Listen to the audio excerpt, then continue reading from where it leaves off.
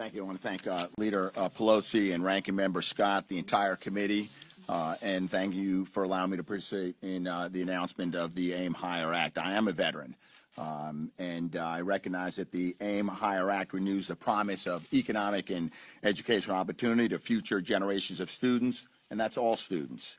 It provides, as you heard, for states to offer tuition-free community college. It increases funding for TRIO and Gear Up programs. It supports teachers and those who are working to become educators. It addresses our growing skills gap through dual enrollment in early college high schools.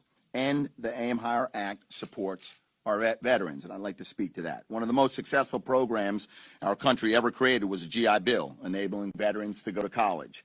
Earlier this Congress, Democrats and Republicans came together to pass the Forever GI Bill, the most sweeping expansion of veterans' educational benefits in a decade. But Republicans are now peddling the Prosper Act in the House, which rolls back the consumer protections that we gave veterans and makes the GI Bill a giveaway to bad schools and predatory programs. That's why the AIM Higher Act is so important. It protects veterans from predatory, for-profit colleges and low-quality programs and ensures they get the support they need to graduate on time. To be certain, the Republican bill goes on in the opposite direction, preying on veterans who are treated as nothing more than dollar signs in uniforms. We keep the gainful employment rule, which cuts off federal aid from overpriced education programs that consistently graduate veterans with debt they can't repay. The Republicans would eliminate this protection. We keep the borrower defense rule that forgives student loans if a student is defrauded by a school. Thousands of veterans have been defrauded over the years, including many unable to complete their degree programs after the sudden closures of all Corinthian colleges and ITT technical institutes. The Republicans greatly limit that protection.